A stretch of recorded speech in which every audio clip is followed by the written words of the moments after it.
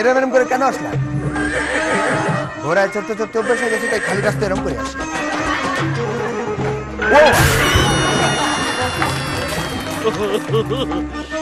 এমনি রাস্তায় এরকম কেন হলো বলো? ওই ঘোড়া খালি আমাকে ফেলে দেয়, তাই এমনি রাস্তায় অভ্যাস হয়ে গেছে। খুদে রসিকরাজ থাকবে, আর খুদে রসিকরাজের সন্তান যুবরাজ থাকবে না, তা কিন্তু হয় না। তাই আমি এই রসিকরাজের সন্তান যুবরাজ। আমার জন্য একটা হাততালি দাও। সবাইকে নতুন বছরের শুভেচ্ছা, হ্যাপি নিউ ইয়ার। খুদে রসিকরাজের যুবরাজ গোটা রাজ্য আজকে পরিচালনা করবে। সবার সাথে আমি রয়েছি, আবু হেনা রনি, একটা হাততালি। এই মহলের অন্যতম ম্যাডাম, কি ম্যাডাম, তার জন্য একটা হাততালি। ভাইজা কিবোর্ড নিয়ে, ওর জন্য একটা হাততালি দিয়ে দাও। আর এই গন্ডগোল করতে তবলা নিয়ে আসতো, ওর জন্য একটা হাততালি। এবার এই মহলে ডেকে নেব সরোজ এবং তনিমাকে সাথে দুই দিচ্ছি।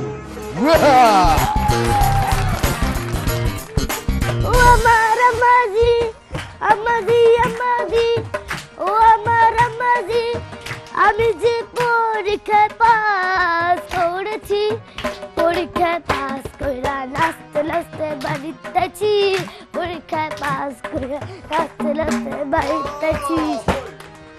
আম্মা গো আই পরীক্ষায় হাস হয়েছি, এই যে দেখো ফরমা হাতে লই আইছি। আম্মা গো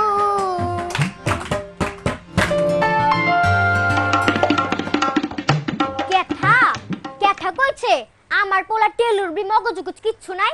যারা বেসব মিছা কথা কইছে তা গুবি চাপা চুপার মধ্যে তালা ঝুলা যাইবো।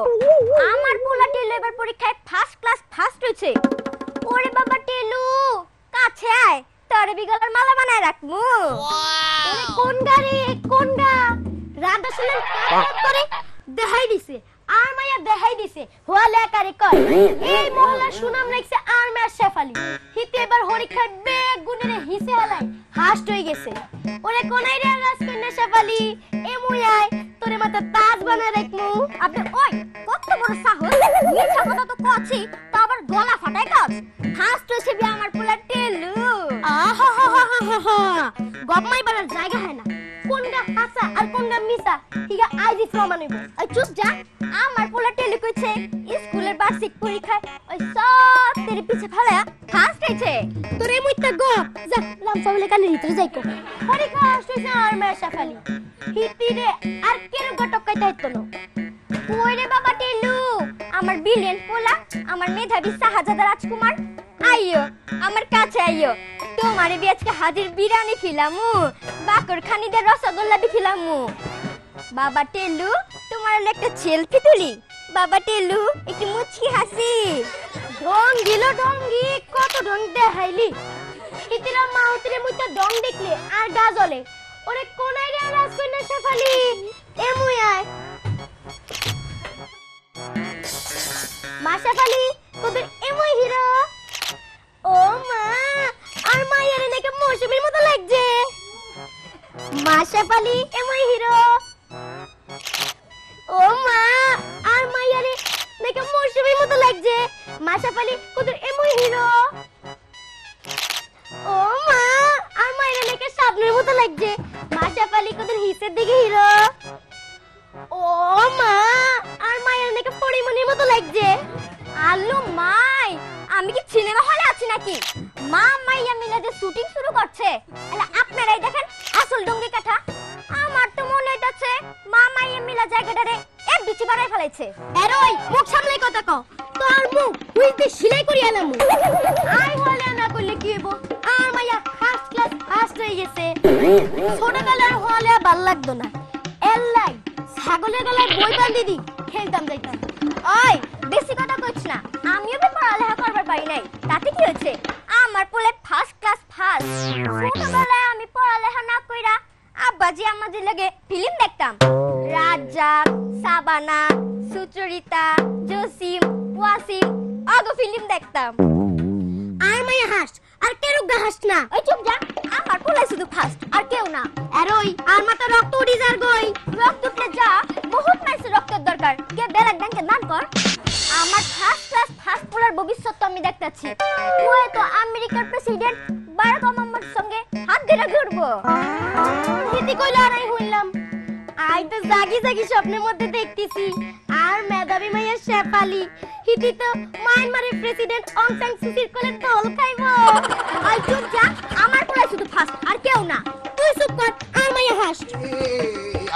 আপনারা কি নিয়ে ঝগড়া করছেন? আমার পোলার হের মাইয়া একই স্কুলের একই ক্লাসে পড়ে, আমার পোলা ক্লাসে ফার্স্ট হইছে না, আর মাইয়াই ফার্স্ট হইছে।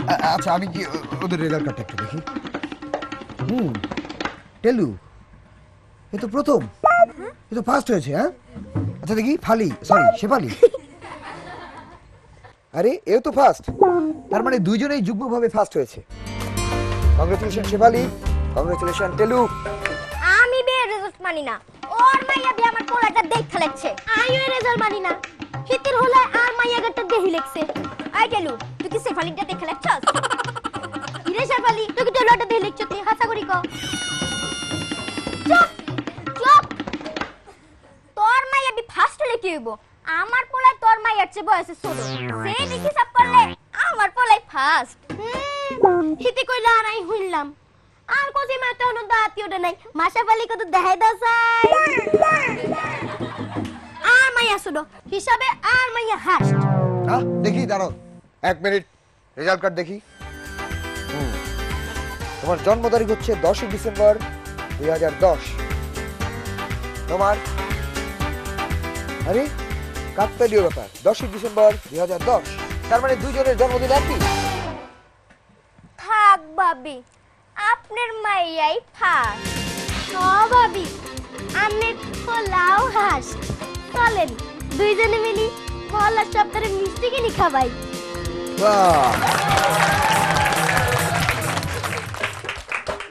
আমার আমার আমার স্কুল জীবনের কথা মনে পড়ে গেল ম্যাডাম। প্রত্যেক বছর আমি স্কুল থেকে যখন আসতাম রেজাল্ট নিয়ে, আমার বাড়িতে আমাকে মিষ্টি খাওয়াতো। প্রত্যেক বছরই আমার রোল কমে যেত, কারণ প্রত্যেক বছরই 10-12 জন স্টুডেন্ট অন্য স্কুলে চলে যেত, আমার রোল এমনি কমে যেত। এবার ডেকে নিচ্ছি আমাদের পরবর্তী পারফর্মার, আসছে বরিশাল থেকে লুবা।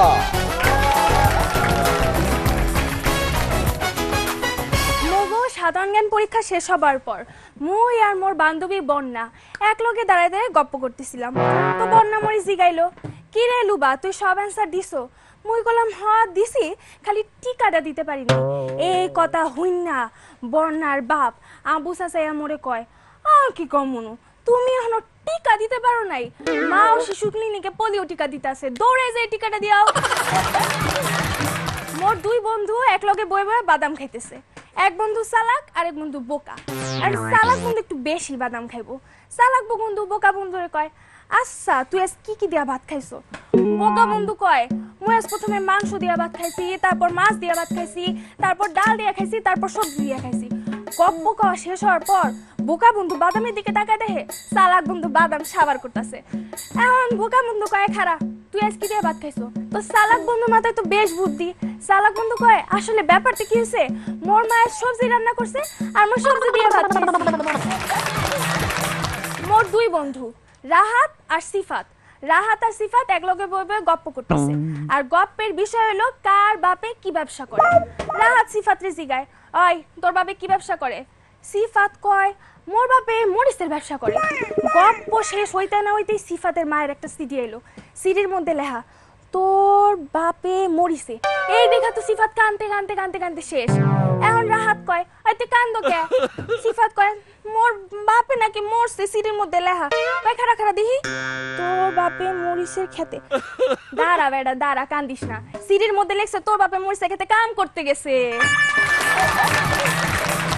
কেমন লাগলো তোমাদের বলো?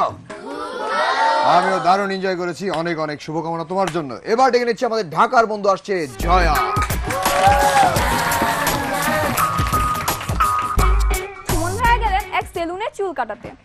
চুল কাটানো শেষে নাপিত সুমন ভাইয়ার মাথা বিলি দিতে দিতে বললেন, মাম্মা ফেসিয়াল করাই দে। না লাগবে না।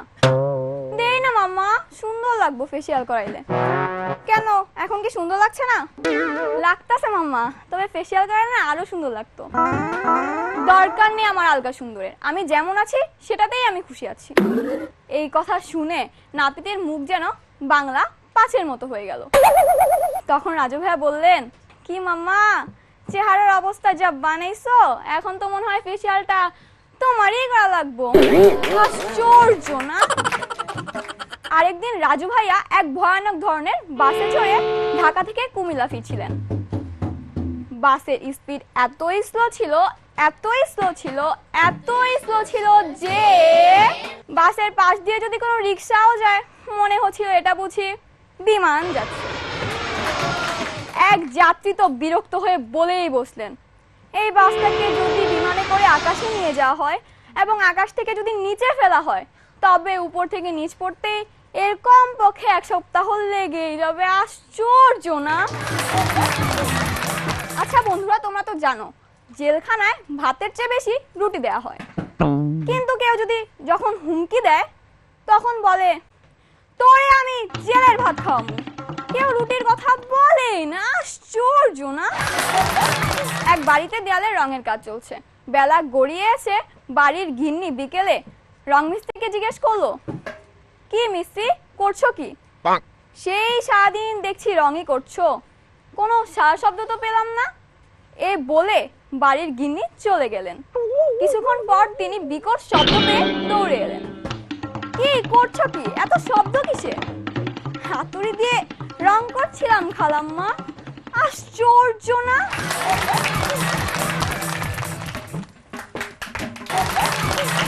কেমন লাগলো তোমাদের? আমার কেমন লেগেছে জানো? আশ্চর্য লেগেছে। দারুণ দারুণ দারুণ দারুণ। একদিন সেনাপতি দৌড়াতে দৌড়াতে আসলো। আমি বললাম, কি হয়েছে বলো। যুবরাজ, আপনাকে ক্লান্ত লাগছে, আমি বলতে পারবো না। আমি বলো, ক্লান্ত লাগছে না বলো। না বলতে পারবো না, আপনাকে ক্লান্ত দেখাচ্ছে। আমরা না বলো বলো কি হয়েছে বলো। শত্রুরা চারিদিক থেকে ঘিরে ধরেছে। একটু ক্লান্ত লাগছে মনে হয় আমাকে। কিন্তু তোমার পারফরমেন্স সত্যি সত্যি আশ্চর্য লেগেছে, দারুণ হয়েছে। এবার নিয়ে নিয়েছি ছোট্ট একটা ব্রেক, তারপর আবার ফিরে আসছি।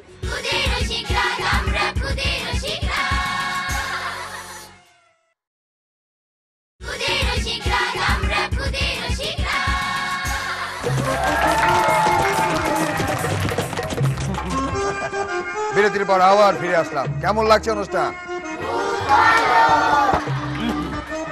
এবার ডেকে নেব নারায়ণগঞ্জের এক ছোট্ট যুবরাজ। আসছে অর্ণব।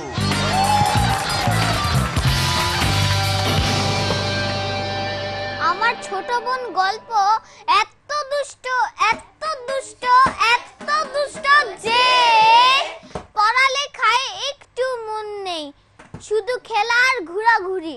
আমি যখন পড়তে বসি তখন সে আমাকে বলে, ভাইয়া কার্টুন দেখবো।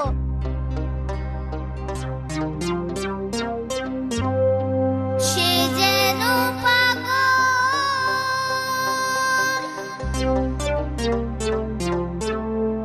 থাকে মাঠে ঘাটে,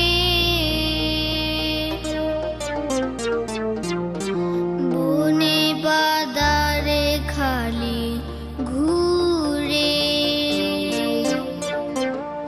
বন কেন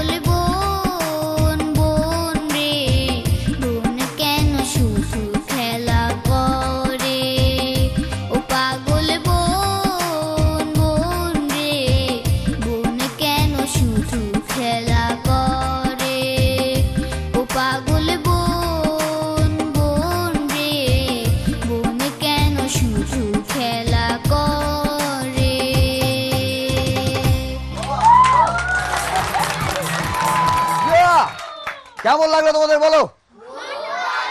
আমার তো খুব খুব খুব ভালো লেগেছে। এবং তুমি বুঝতে পারছি যে গানের মাঝখানে আমি বলছিলাম হই হই, এটা দেখে বুঝছো যে অনেক ভালো লেগেছে, তাই তো? ঠিক না? কেন করছিলে এরকম বলো, কেন? গানের তালে তালে না, আমার একটা ঘোড়া আছে, ওটা ছেড়েছে। দারুণ হয়েছে অর্ণব। ওকে, এবার আসছে নড়াইল থেকে মা গো মা তমা।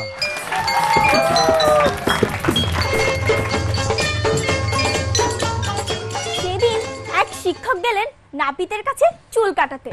তা চুল কাটা শেষে নাপিত শিক্ষককে বললেন, না স্যার, আমি আপনার কাছ থেকে টাকা নিতে পারবো না।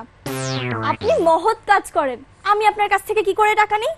শিক্ষক খুশি হয়ে পরদিন নাপিতের দোকানের সামনে 1 ডজন বই রেখে গেলেন। তার পরদিন নাপিতের দোকানে একজন পুলিশ অফিসার আসলেন চুল কাটাতে। নাপিত তার কাছ থেকেও টাকা নিলেন না, বললেন, আপনি জনগণের সেবা করেন, আমি আপনার কাছ থেকে কি করে টাকা নিই? তার পরদিন পুলিশ অফিসার খুশি হয়ে নাপিতের দোকানের সামনে 1 ডজন কমলা রেখে গেলেন। তার পরদিন নাপিতের দোকানে একজন উকিল গেলেন চুল কাটাতে। চুল কাটা শেষে নাপিত তার কাছ থেকেও টাকা নিলেন না, বললেন, আপনি ন্যায়ের জন্য লড়াই করেন, আমি আপনার কাছ থেকে কি করে টাকা নিই? তারপর দিন নাপিতের দোকানের সামনে 1 ডজন উকিল দাঁড়িয়েছিল। সেদিন এক ভদ্রলোক রাস্তা দিয়ে হেঁটে যাচ্ছিলেন। তখন কিছু দুষ্ট লোক তবে রে মনু মিয়া বলে তার উপর ঝাঁপিয়ে পড়লেন। তাকে চড়াওভাবে মারধর করে চলে গেলেন। লোকটি তারপর উঠে হাসতে শুরু করলেন। আশপাশ থেকে মানুষ এসে বললেন, কি ব্যাপার ভাই, এত মার খেয়েও আপনি হাসছেন? আরে ওরা ভেবেছে আমি মনু, আসলে আমার নাম আনু। ভালোই হয়েছে ওরা আমাকে মেরেছে, মনু আমার সারা জীবনের শত্রু। সেদিন 6 ফুট লম্বা এক ভদ্রলোক গেছেন বাজারে ডিম কিনতে। ডিমওয়ালা বাজারের এক কোনায় বসে আছেন। ডিমওয়ালার সামনে গিয়ে বললেন, ভাই ডিমের হালি কত? ডিমওয়ালা বললেন, এই তো 30 টাকা। কি বলেন, এত ছোট ছোট ডিমের হালি 30 টাকা? ভাই এত উপর থেকে দেখলে তো ডিম ছোটই মনে হবে, একটু বসে দেখেন। কেমন লাগলো তোমাদের? নিয়ে নিচ্ছি ছোট্ট একটা বিরতি, তারপর আবার ফিরে আসছি।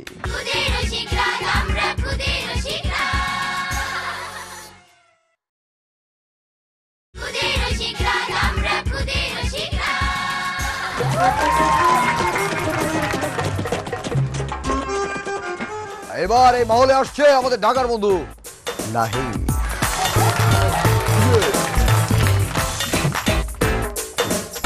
আমার ছোট মামার নতুন বিয়ে হয়েছে। আগামী দিনগুলোর পরিকল্পনা করার জন্য মামা মামির সাথে পরামর্শ করছিলেন। হঠাৎ মা বললেন, আমার মনে হয় তোমার সাথে সব শেয়ার করা উচিত। হ্যাঁ, আমার কোনো সমস্যা নেই, চলো তোমার ব্যাংক অ্যাকাউন্ট থেকেই শুরু করি। আমার আব্বু আমার ছোট বোন ইয়ানাকে বলল, শোনো, তুমি যদি পরীক্ষায় ফার্স্ট হও তোমাকে আমি 1000 টাকা বকশিশ দিব। চৌধুরী সাহেব, টাকা দিয়ে সব কেনা যায় না, অবশ্য ডলার হলে ভিন্ন কথা ছিল। আমার মামা এক ট্যাক্সি ড্রাইভারকে জিজ্ঞেস করলেন, এই মামা যাবেন এয়ারপোর্টে? হ মামা, 200 টাকা ভাড়া। আর মালপত্র? মালপত্রের জন্য কোনো ভাড়া নিব না। ঠিক আছে, তুমি তাহলে মালপত্র নিয়ে যাও, আমি বাসে করে আসছি। আমার মোমো আপু খেতে একটু পছন্দ করে, তো ওজনটাও একটু বেশি, কিছুতেই ওজন কমাতে পারছে না। মাঝে মাঝে সে রেগে মশাকে বলে, এই মশার বাচ্চা মশা, তুই রক্ত না খেয়ে চর্বি খেতে পারিস না? কেমন লাগলো তোমাদের বলো? দারুণ এনজয় করেছি, আমারও খুব ভালো লেগেছে। এবার ডেকে নিচ্ছি আমাদের পরের বন্ধু, আসছে ঢাকার বন্ধু নাবিলা।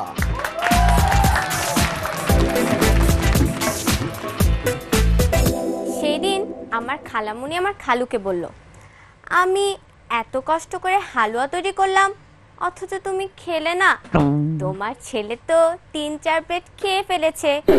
অমনি পাশের রুম থেকে ছেলে বলে উঠলো, মা আরো 2 প্লেট হালুয়া দাও তো, আমার ছবিগুলো এখনো দেওয়ালে লাগানো হয়নি। বিজয় আর জয় 2 ভাই, এত দুষ্ট এত দুষ্ট এত দুষ্ট যে একজন শিক্ষক 3 দিনে বেশি ওদের পড়াতেই পারে না। একজন নতুন শিক্ষক এলেন ওদের দুজনকে পড়াতে। শিক্ষক জিজ্ঞেস করলেন, আচ্ছা তোমরা ফুচকা খেতে পছন্দ করো? হ্যাঁ করি। চলো আজকে আমি তোমাদেরকে ফুচকা খাওয়াবো। তোমরা দুই ভাই ফুচকা খাবে আর গুনবে। আমি দেখতে চাই কে বেশি খেতে পারো। বিজয় আর জয় গেল স্যারের সাথে ফুচকা খেতে। দুই ভাই খাওয়া শুরু করলো, গনাও শুরু করলো। হঠাৎ জয় থেমে গিয়ে বলল, ভাইয়া থাম, চল জলদি, স্যার আমাদের অঙ্ক শেখাচ্ছে। গ্রামে এক অপরিচিত ব্যক্তিকে ঘোরাঘুরি করতে দেখে সন্দেহ করে গ্রামবাসী তাকে আটকে ধরল। চেয়ারম্যানকে খবর দিল। চেয়ারম্যান এসে বলল, এমন একটা ভদ্র ছেলেকে কেউ এভাবে আটকে রাখে? ও তো আমার শ্বশুরবাড়ির এলাকার, আমার শালাবাবুর বন্ধু, নাম হাবু। আমি এক্ষুনি শালাবাবুকে ফোন দিয়ে ওর খবর নিচ্ছি। আমি তোমাদের সামনে ফোনটা লাউড স্পিকারে দিচ্ছি। হ্যালো শালাবাবু। হ্যাঁ দুলা ভাই বলেন। আচ্ছা তোমার ওই বন্ধু হাবু, তার চরিত্র কেমন? দুলা ভাই আপনার অতি প্রিয় রাম ছাগলটা যে আপনি আমাকে দিয়েছিলেন তা সে চুরি করে পালিয়ে গেছে। গত 2 দিন ধরে আমরা তাকে গরু খোঁজার মতো খুঁজছি। আমার তো দারুণ লেগেছে, তোমাদের কেমন লাগলো? ও এত সুন্দর করে গুছিয়ে গুছিয়ে কথা বলে, আমার মার কথা মনে পড়লো। মানে জোকস গুলো তোমাদের একেবারে কানে তুলে দিল আর কি, খুব ভালো হয়েছে। এবার আসছে আমাদের টাঙ্গাইলের বন্ধু লগ্ন।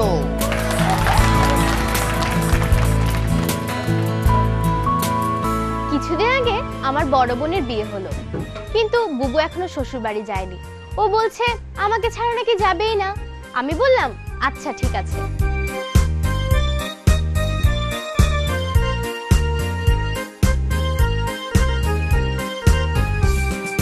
বুবু তোর শ্বশুর বাড়ি আমি যাব, বুবু তোর শ্বশুর বাড়ি আমি যাব। পার্লারে সাজিয়া গাড়িতে চড়িয়া, পার্লারে সাজিয়া গাড়িতে চড়িয়া, খুশিতে নেচে নেচে ফান করিব। বুবু তোর শ্বশুর বাড়ি আমি যাব, বুবু তোর শ্বশুর বাড়ি আমি যাব।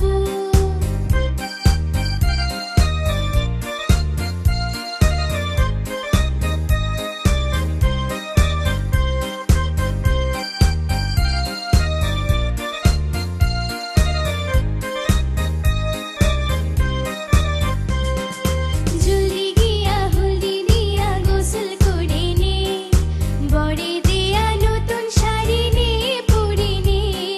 জলদি গিয়া হলদি দিয়া গোসল করে নে, বরে দেয়া নতুন শাড়ি নে পরে নে। দুলার নাক ফুল, হাতে বালা, ডায়মন্ডের আংটি, মুক্তোর মালা, গানে গানে সুরে তালে ফান করিব।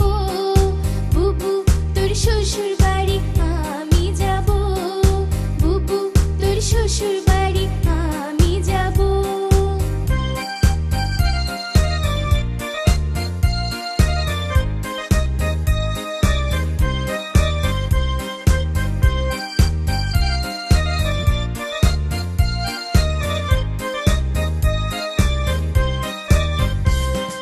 মাকে মিছে কথা বলিস, যাবি না ওই বাড়ি, হাসি মুখে রওনা দিবি মায়ের আদর ছাড়ি। মাকে মিছে কথা বলিস, যাবি না ওই বাড়ি, হাসি মুখে রওনা দিবি মায়ের আদর ছাড়ি। মায়ের আদর ছাড়তে হবে, শ্বশুর বাড়ি আপন হবে, চিরদিনই সুখী হবে, দোয়া করে যাব। বুবু তোর শ্বশুর বাড়ি আমি যাব, বুবু তোর শ্বশুর বাড়ি আমি যাব। পার্লারে সাজিয়া গাড়িতে চড়িয়া, পার্লারে সাজিয়া গাড়িতে চড়িয়া, খুশিতে নেচে নেচে ফান করিব। বুবু তোর শ্বশুর বাড়ি আমি যাব, বুবু তোর শ্বশুর বাড়ি আমি যাব।